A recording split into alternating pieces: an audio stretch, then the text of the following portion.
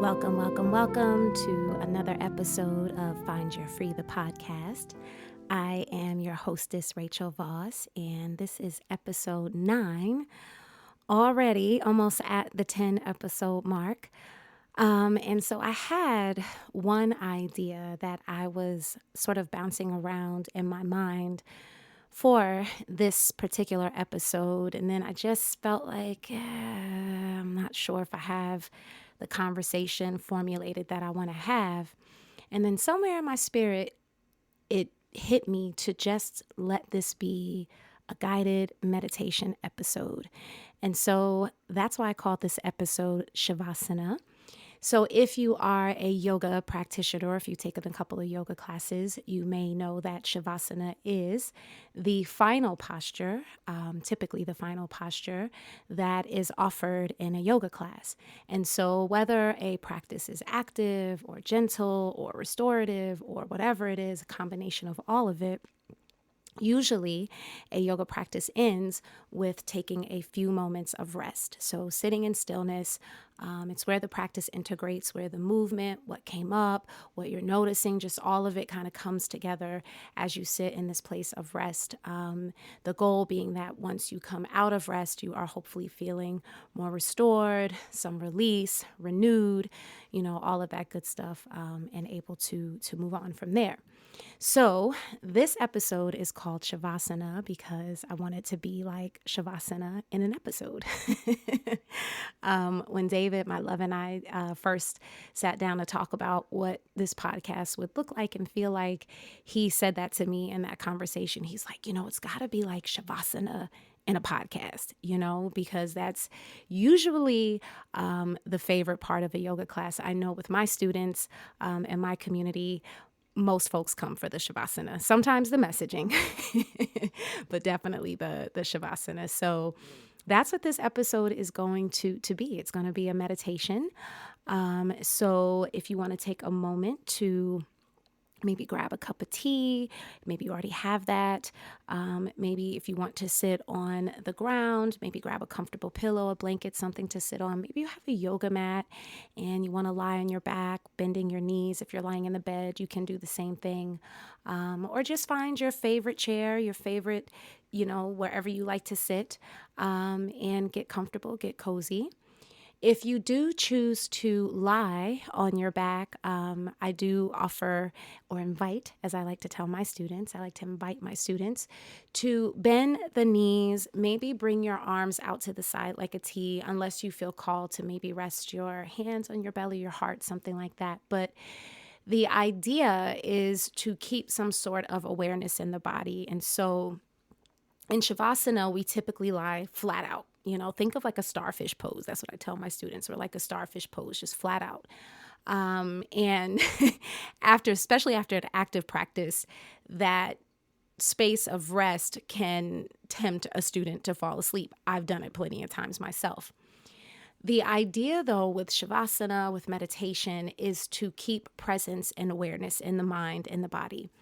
And sleep is considered an altered state of consciousness where we're not fully present. And so when we're lying flat out, there can be that temptation to doze off. And so if you bend the knees, if you do something with the arms, maybe place the hands a certain kind of way, that can help you keep some awareness in the body to stay awake and to stay present. That being said, again, I have been in practices where I was receiving the practice. I had my knees bent. I had, arms out to the side like a T. And the last thing I heard was take a deep breath. And the next thing I hear is like, okay, so now we're coming back into awareness. Like, I definitely have slept through the whole thing. And if it happens, don't beat yourself up. Don't be hard on yourself. My feeling is that your body needed those moments of sleep, of rest in that way. But in terms of practicing being present, bringing your body into a way that you can keep awareness in the body, not so that you're stiff and uncomfortable. You want to be able to sit comfortably because this is going to be about a 20-minute meditation. So you want to make sure you're sitting comfortably, but again, having that awareness. And so if you have not practiced meditation before, maybe you've tried it here or there, 20 minutes might sound like, oh my God, that sounds so long. Do what you can. do what you can. My yoga teacher taught me, or taught us really, her trainees, that, when a student feels like they want to come out of a posture outside of, say, a posture, not being good for their body, or it's telling their body like this is painful, I shouldn't be here. There's that sort of sensation that we always want to honor. But then there is bringing the body into these shapes, pushing yourself to an edge where things are really uncomfortable. And it's like, oh my God, I want to get out of this place, right? But the practice teaches us that. It teaches us how to get into these places of discomfort and learn how to rely on our breath and find ease in those places. The ultimate goal being that as we practice that on the mat or with our meditation, we apply that in our lives off the mat, because certainly, as beautiful as life can be, it certainly has its challenging moments. And when we find ourselves up to our edge in life, what happens? What do we do, right? And so yoga is a practice, meditation is a practice that teaches us how to stay in the breath, how to stay present, how to stay aware of your emotions, how to regulate your emotions instead of letting everything else sort of take control and you end up reacting. So that is what the practice teaches us. And so I know it might feel like, oh my God, 20 minutes sounds so long. But as I was taught, that's what I was saying. I kind of lost track of my thought for a second there. But what I was saying, as my yoga teacher taught us, is when you get into those places where it does feel uncomfortable and when you feel like I want to come out, take a breath, pause and see if you can stay in that space a little bit longer. If you feel that again, take another breath, see if you can stay a little bit longer. And then try one more breath for a cycle of 3. See if you can stay a little bit longer. And then when you get to that place, or if you get to that place of taking 3, maybe 4 breaths, and you feel like I gotta go, then maybe come out. You can always come back. Or maybe your body, your mind, your spirit has sort of hit its limit in that moment, and you honor that. So if 20 minutes sounds really daunting for you, just do what you can. Have compassion with yourself, have ease with yourself. If you step away for a moment, you can come back. But maybe this is an opportunity to try to sit for 20 minutes. Maybe this is something you've been working on. It's one of your spiritual practice goals to be able to sit for 20 minutes. And it doesn't have to be 20 minutes every day. It's certainly recommended, but it doesn't have to be 20 minutes every day. It can be once or twice. Maybe your practice is mainly a minute, 5 minutes in the morning, what you can do during the day. The goal being do what you can, because the more you do what you can, the more you will invite going deeper into the practice, if that makes sense. So let me give a quick example of what that might look like. So I am really working on building my relationship with my ancestors. So really working on building an altar and spending time and just really honoring their presence in my life.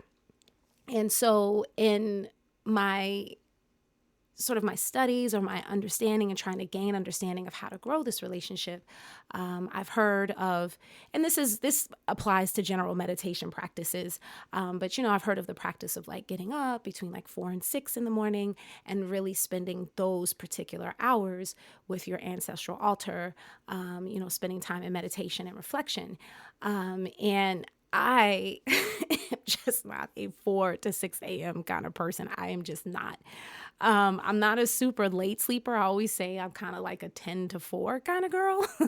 But so I struggle. Like that is, my work. Some of my journey is making that effort to get up during that time. It's something I struggle with. It's something I want to do. It's something I'm trying not to be hard on myself about. So it looks a lot of different ways in my life, this 4 to 6 thing, right? But deep down, I'm like, I just want to know that I can do it. I at least want to see myself do it maybe for like a 30-day or, 2 weeks straight or something like that. So, but anyway, it is said that, those can be the magic hours, right? And so it's like, all right, let me try and get up and do that. And then I'll be successful for like a couple of days. And then you have that one day where you sleep in. And then that leads to like, a slide or a slippery slope rather of like, not getting up at that time again.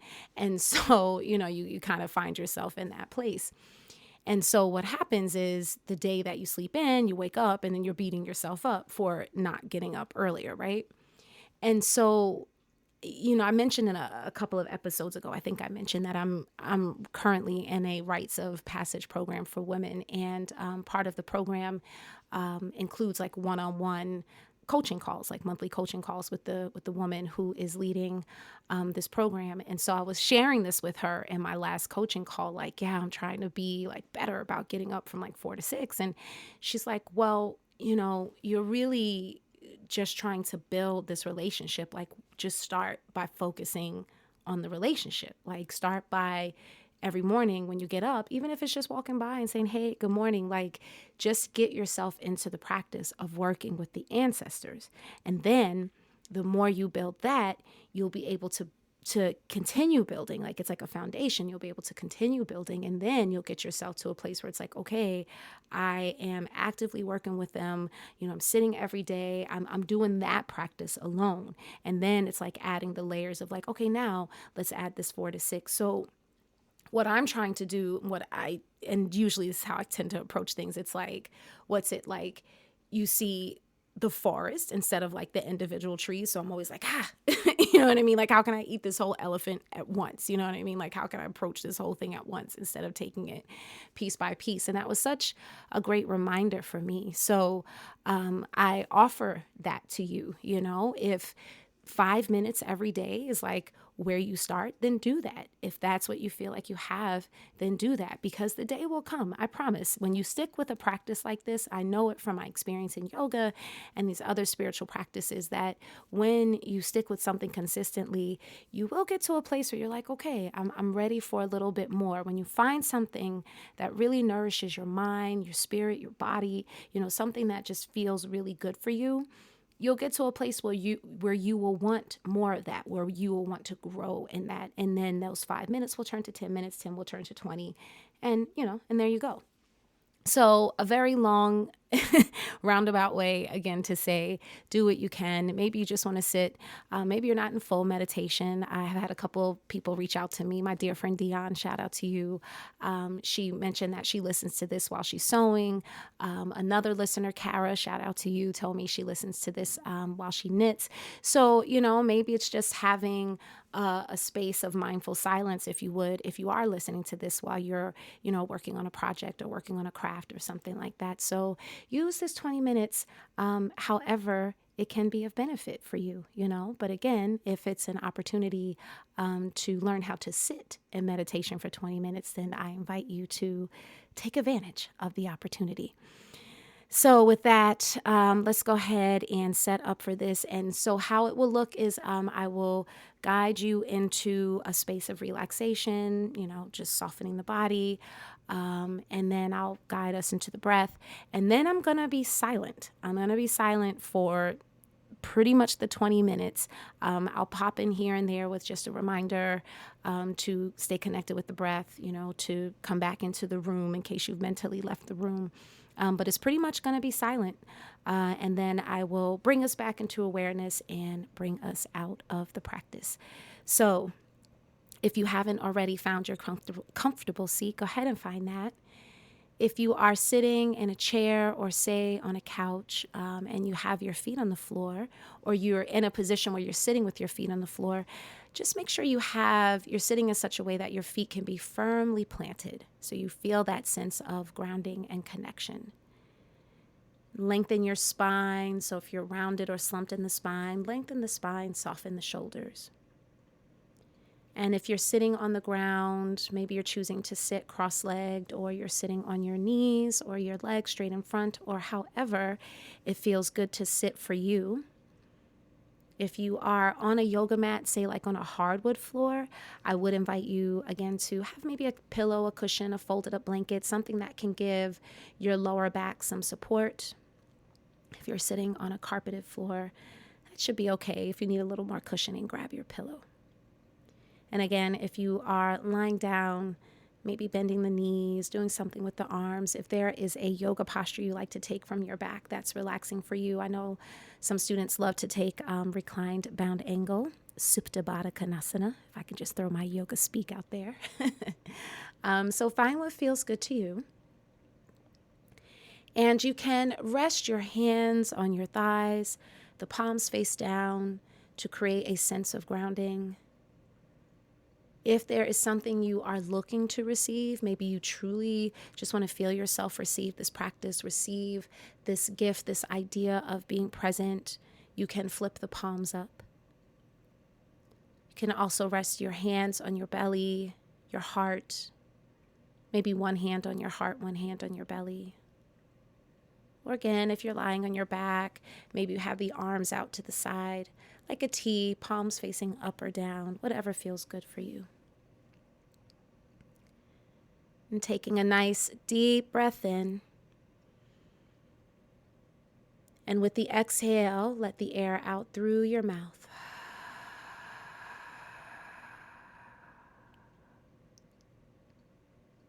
Finding that again, taking a deep breath in, lifting through the crown of your head, the top of your head. Exhale out through the mouth, maybe letting out an audible sigh. You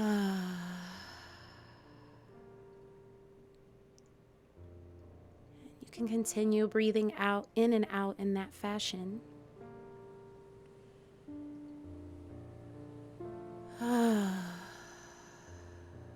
Feeling your jawline soften, your teeth unclench, your lips soften and relax.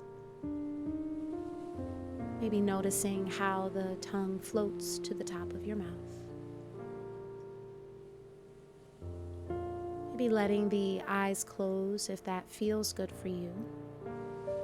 And if closing the eyes is not a comfortable space, you can choose to leave the eyes halfway open, or maybe very gently focus your gaze somewhere in the room or on the floor. Take another deep breath in. Maybe you notice how your belly expands as you breathe in. And as you exhale, feel your navel drawing back to your spine, almost like the navel's being pulled back to your spine.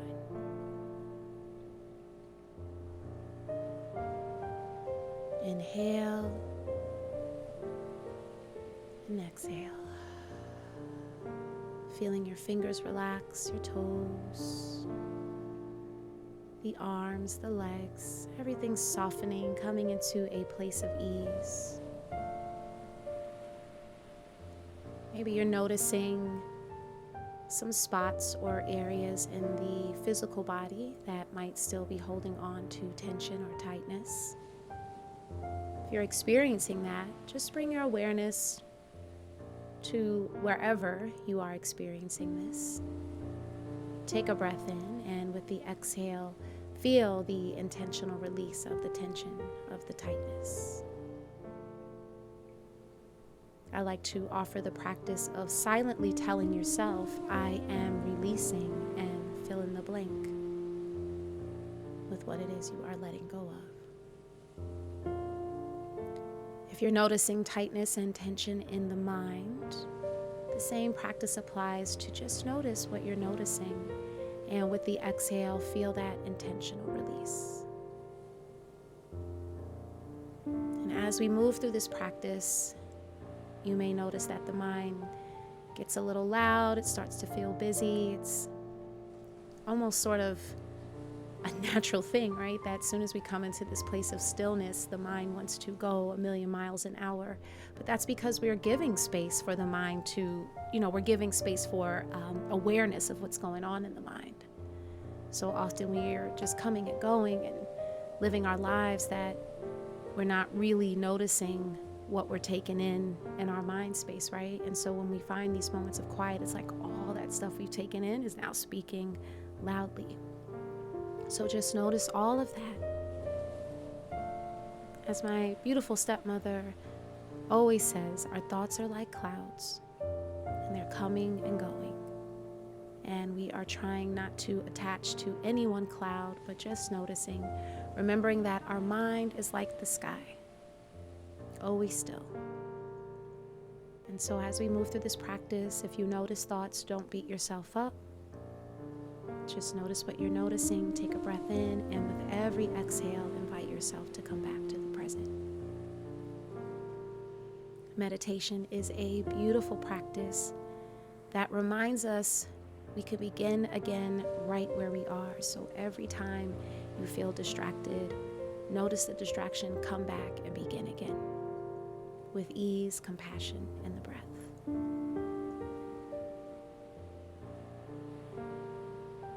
We'll take one more deep breath in. Exhale out through the mouth.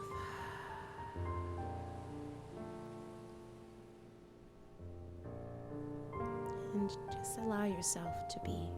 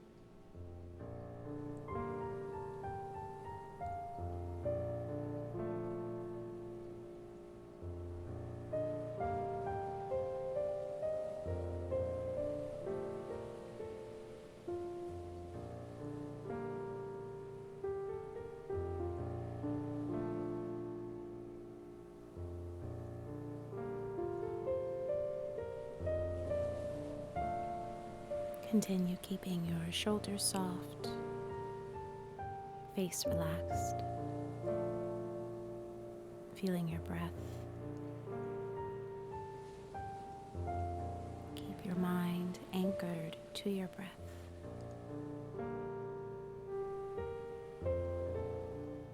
Noticing your inhales and your exhales.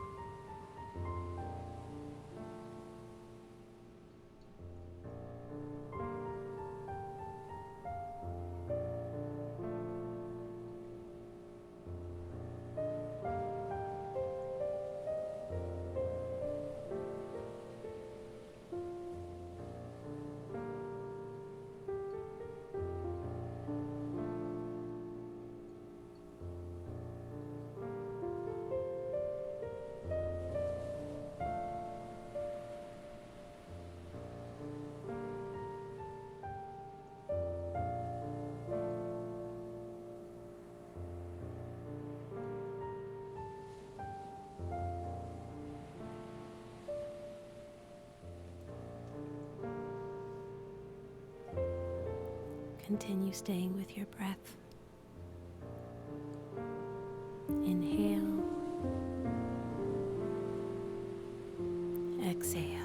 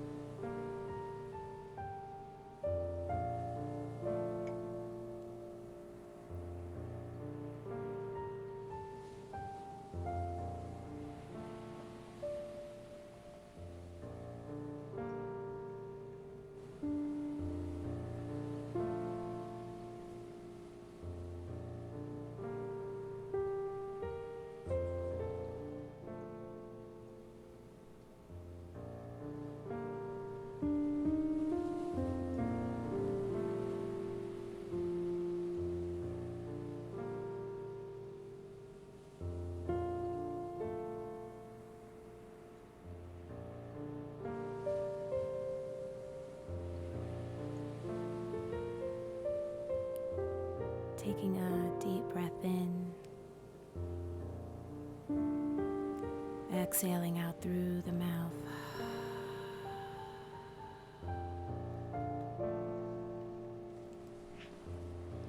As you continue to rest here, I'll share a passage from Melody Beattie's Journey to the Heart, Daily Meditations on the Path to Freeing Your Soul. And this passage is called Value Your Connection to Truth. Trust what you know, not what you think you know, but what you know in your heart. We often know the truth long before we let ourselves see and believe it, long before we're ready to acknowledge it. For many reasons, fear, timing, and a myriad of issues too long to list, we ignore and discount what we know in our heart. But the truth doesn't go away. What's true, what we know to be true, will nag at us and haunt us. And even if we try to run from that truth, our experiences will ultimately lead us back to it. Life may bring us many issues we want to run from, issues that are a challenge. But the real challenge we face is learning to trust ourselves and trust what we know to be true.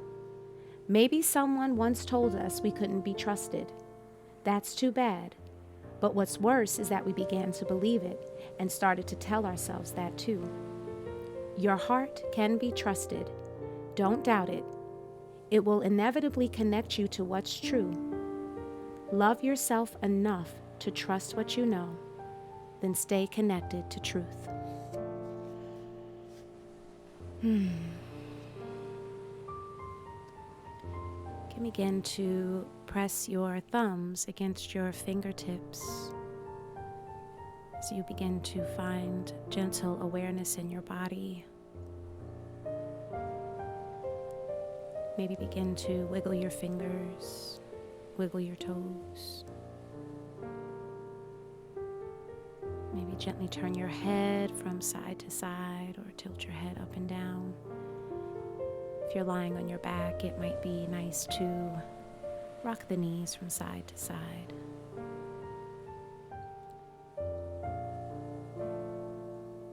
Taking another breath in and out.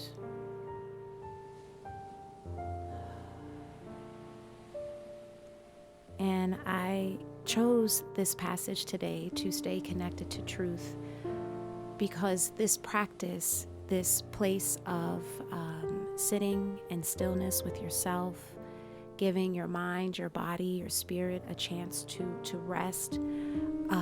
These are practices, yoga, meditation, these are practices that help us stay connected to who we truly are so that when we get off our course, when we get off our path, like I always say, we use our heart as our GPS. These practices are tools, that help us tune into the GPS. They are practices that help us to get to know ourselves, to know our body, to trust ourselves as we move our body through these shapes. Again, when we're in a practice, especially maybe an active practice, or if you practice yin yoga, whatever it is, if you've had experience on the mat, I'm sure you've had a moment where you're like, oh my God, why am I doing this, right? But again, it's trusting ourselves to put ourselves in these shapes, in these postures, trusting ourselves enough to know that we'll get through that and get to the other side of the practice, getting to the end of the practice, which is sha-vah-sana. So stay connected with your practice to help you stay connected to your truth. And again, it doesn't have to be 20 minutes every day. If you can do that, great. But it's just giving yourself time to check in with your heart space, to check in with yourself, just to check in general. And it's just always important, right? To start with number one, to start with yourself. So the more that you anchor yourself and you build yourself up and you nourish yourself, the more you will have what you need for your journey ahead. So I do hope this episode, this practice was of benefit for you. The goal is for this to be an episode that you can pull up anytime that you feel like you need a meditation. If you enjoy this practice, stay tuned. Behind the scenes, I am working on offering audio meditations, other guided meditations, so other ways to stay connected with me. I also offer 2 free guided live meditations monthly, so do be sure to stay connected with me via Instagram, Rachel Voss Yoga, maybe Facebook, Rachel Voss Yoga, if you are on Facebook, or on the interwebs, rachelvossyoga.com. So, yeah, thank you. Thank you for your time, and thank you for letting me offer this practice to you. And with that, we'll go ahead and close it out, as always, by saying, may you be happy, may you be free, may you be peaceful, easeful, useful, and joyful. The light in me honors the light in each of you. Thank you for joining, and I'll see you next week.